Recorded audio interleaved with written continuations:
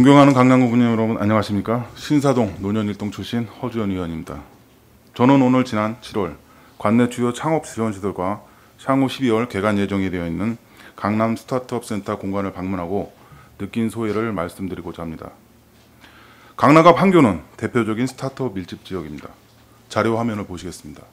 한국정보통신협회에서는 발간된 자료에 따르면 스타트업이 위치한 지역을 분석한 결과 서울이 63.6%로 가장 많았으며 경기도 성남시가 17%로 그 뒤를 잇고 있습니다.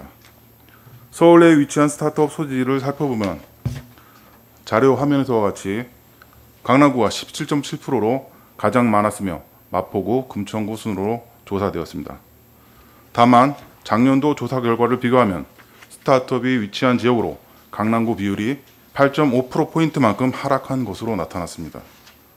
스타트업 기업들에게 선호 지역을 조사한 결과 강남구와 성남시 비율이 각각 35.7%와 25.2%를 차지하며 가장 높게 나타났습니다.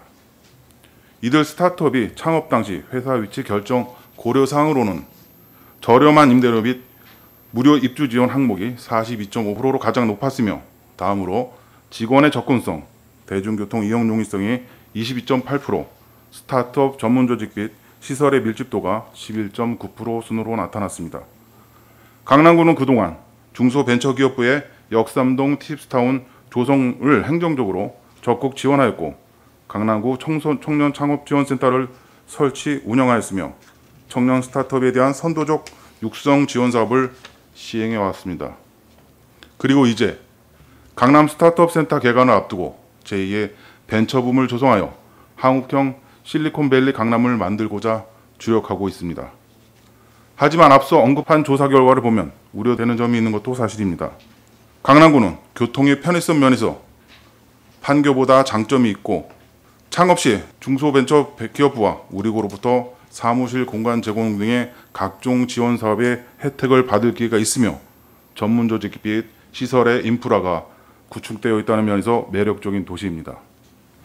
다만 앞으로 팁스타운과 청년 창업지원센터 등의 입주사들이 입주기간인 3년, 1년이 각 종료한 후에도 계속해서 테헤란밸리에 남아 사업을 계속할 만큼 매력이 있을지는 생각해 보게 됩니다.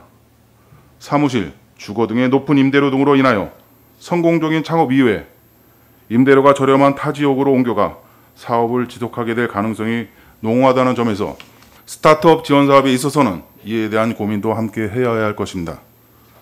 최근 한 조사에서 지리적 이점은 강남과 유사하나 동시에 가격점 이점까지 우월한 바로 강 건너 성수동이 새로운 스타트업 둥지로 급부상하고 있다는 것은 우리 구에게 여러 가지 시사점을 던져준다고 생각을 합니다. 인적 자본은 성공하는 도시의 핵심이라고 했습니다.